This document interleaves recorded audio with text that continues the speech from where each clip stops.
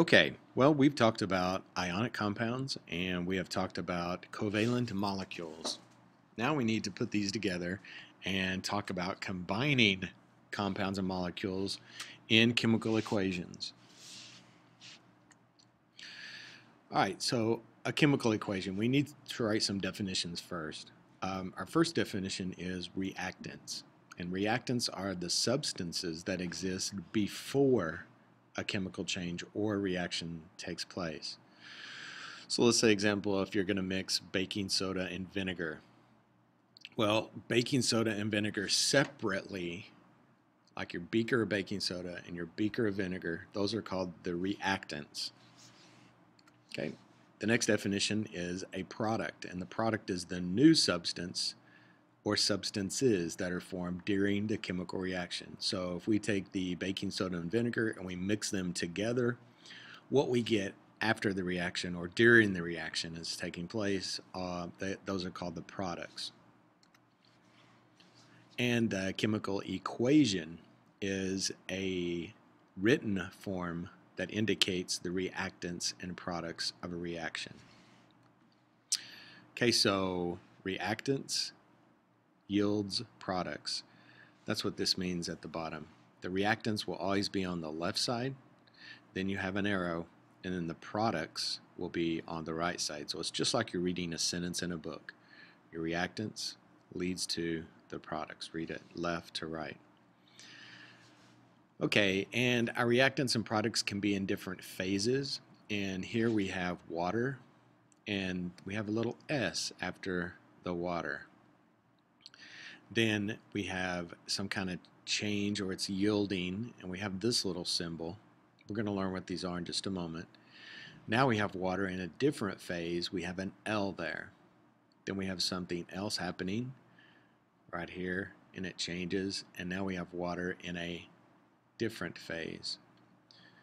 Okay, so what are these phases? Well, when you see an S after a formula, that means it's a solid. So here we have water as a solid. And if you see an L after a chemical formula, that means it's the liquid phase.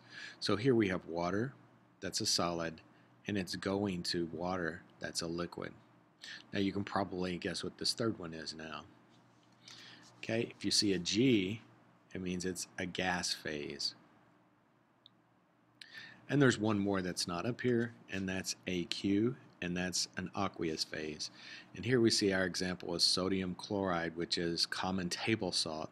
So what that means is that it's salt that's dissolved in a liquid.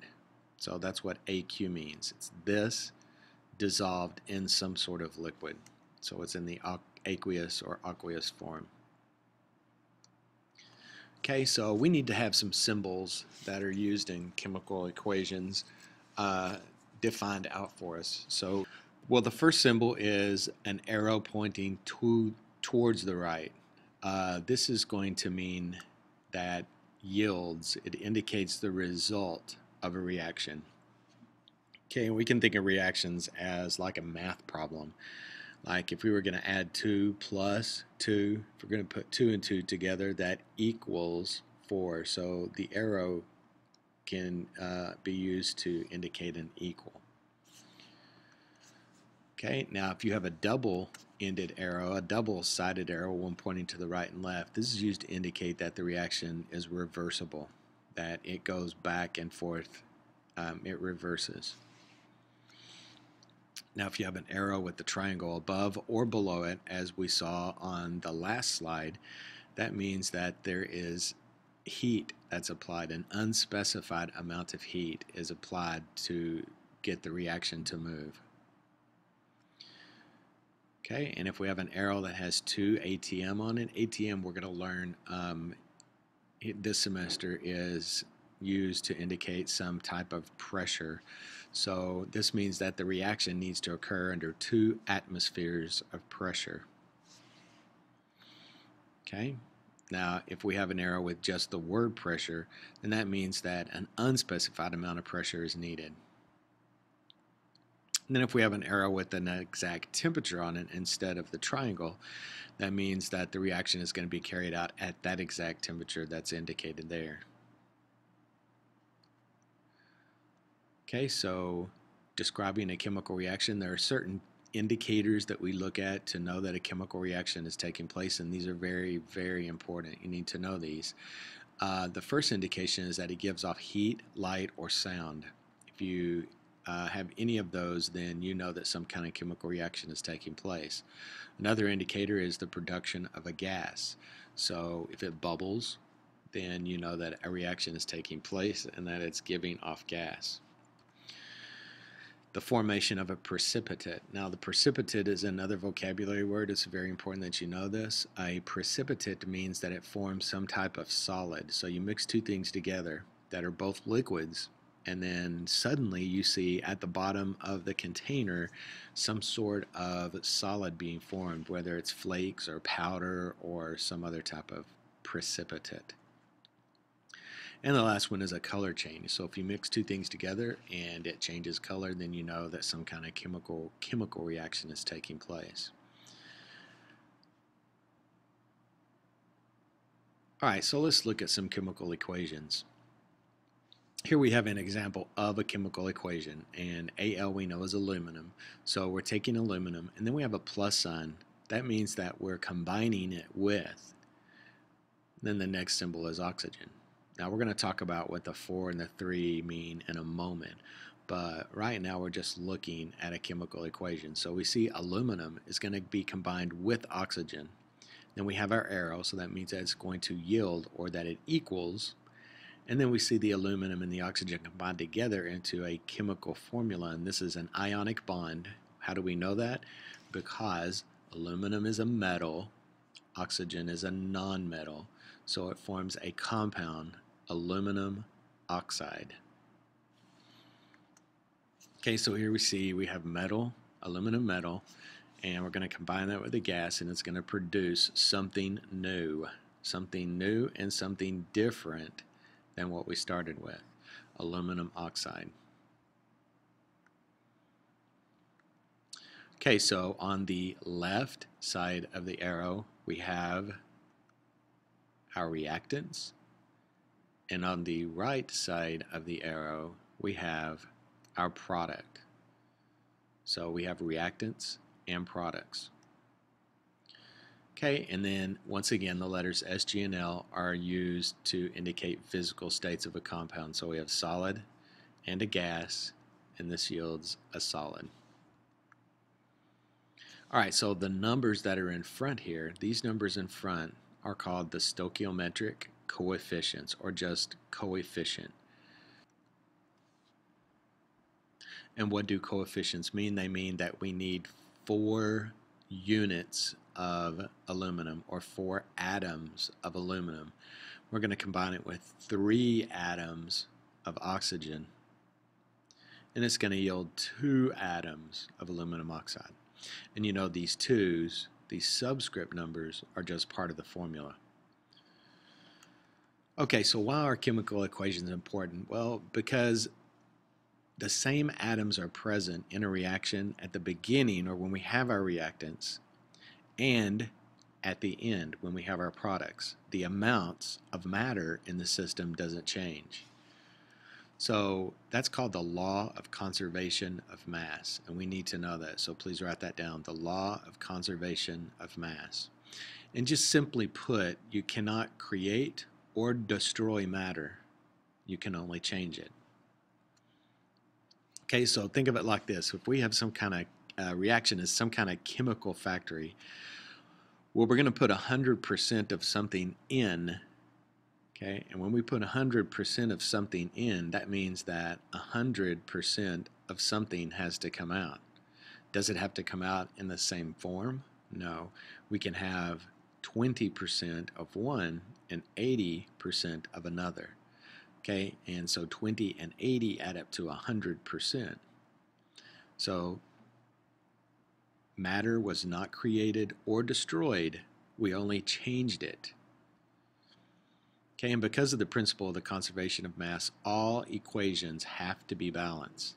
So when we write a chemical equation, we have to balance that equation. We have to make sure that the same number of atoms exist on both sides of the arrow. So we're looking at the reactants and the products. And we're looking to make sure that both sides are equal.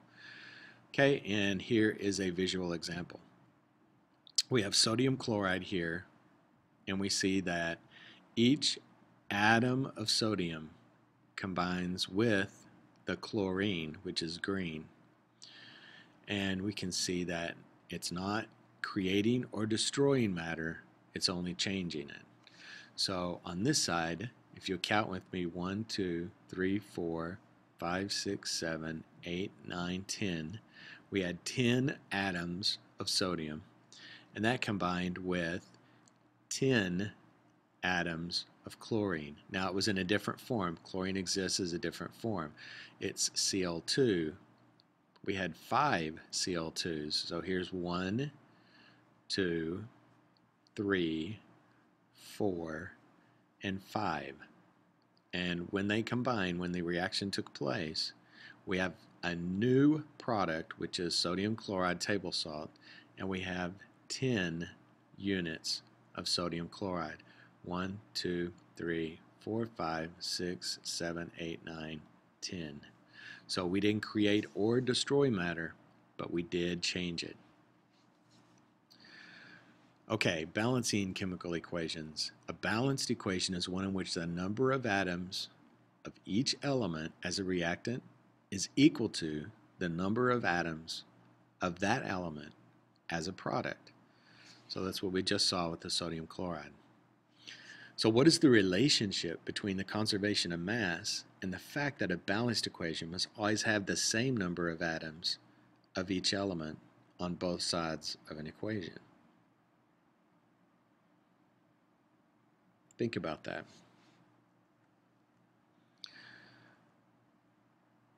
All right, so let's look at equation. Is this equation balanced? Well, let's count.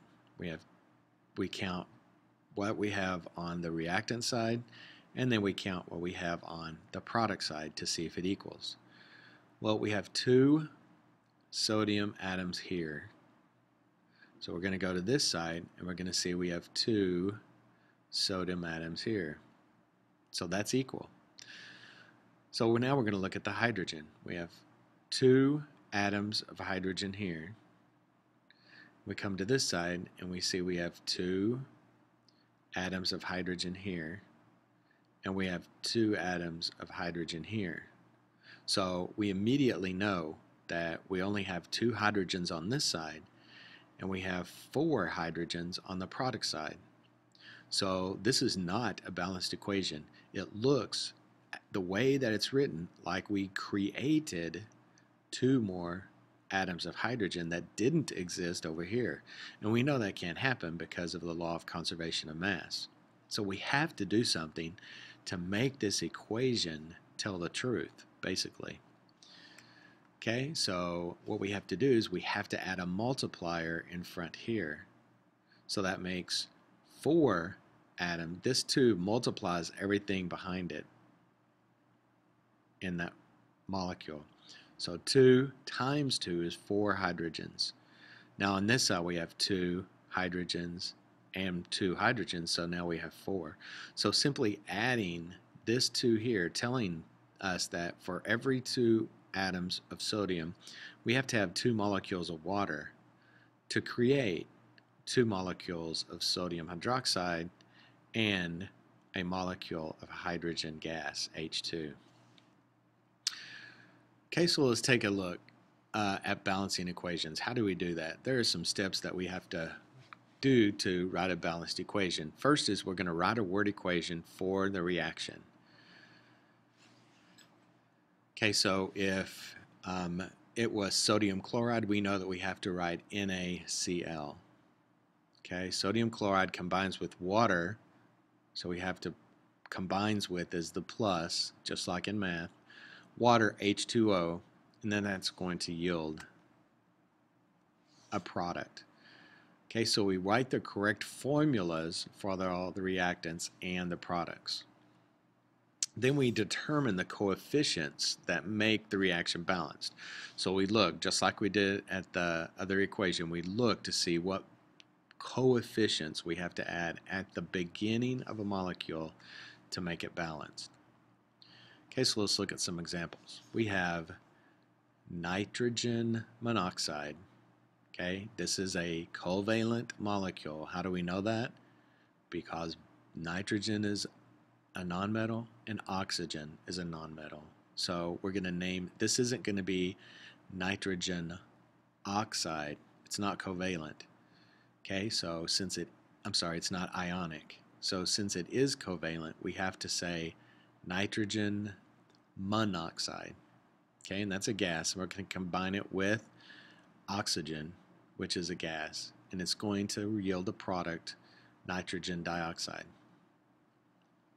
Okay, so the first thing we do is we look to see if we have the same number of atoms on the left as we do on the right. Okay, so we're going to check a nitrogen first. Let's just, go left to right. Nitrogen first. 1 atom of nitrogen, 1 atom of nitrogen. 1 atom of oxygen here, plus 2 atoms of oxygen here. So on the left side, we've got 3 atoms of oxygen. Okay, so let's look on the right side. And on the right side, we have 2 atoms of oxygen. So immediately we know this is not balanced. We have 2 over here, and we have 3 over here. So we're going to have to do something to make this balanced. So what do? Well, if we look at this oxygen right here, we've got 2 and 1. That makes 3. And we only need 2 because this side has 2. So if we take only one of these, and combine this one with this one, then we will have 2. So what we'll do is we'll write a half of this.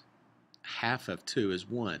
So now we have 1, 2 on this side, and 2 on this side. So this is a balanced equation. However, we cannot have half of a molecule. So how do we remedy that situation? Well, if we multiply, it's just like in math. Whatever we do to this, we have to do to this and this. We have to do it to both sides of everything on this equation. So what we're going to do is we're going to multiply this by 2. And if we multiply everything in this equation by 2, then we're going to have 2 NO. Okay, and this 2 halves is 1, so we don't put 1s here. Okay, so 2 halves is 1, and then 2 NO2s. So we add the 2 there. So we've just multiplied everything in here by 2. So let's go back and check to see if it's balanced now. 2 nitrogens on this side, 2 nitrogens on this side. 2 oxygens here and 2 oxygens here make 4. We have 2 O2s, so that's 4. 2 times 2 is 4. We have 4 here. So now we have a balanced equation. Okay, an important point to remember is that the 2 on the left of the NO2 here and, the NO here and the NO2 here, this refers to the number of molecules that are present in the balanced equation. Okay, so this tells you how many molecules. So it's an NO and another NO. So that here it multiplies both of these atoms. Okay, so this 2 tells us we have 2 molecules. So if we can imagine another NO being written here, it's clear to say we have 2 N's and 2 O's. Okay, so this is a multiplier. The coefficient just applies to the element that it follows. So this 2 here is only for the O and not the N. Okay, so keep in mind it is a multiplier for every atom in the molecule, and that the subscript 2's, such as in O2 and NO2, refer to the number of atoms that make that molecule or compound.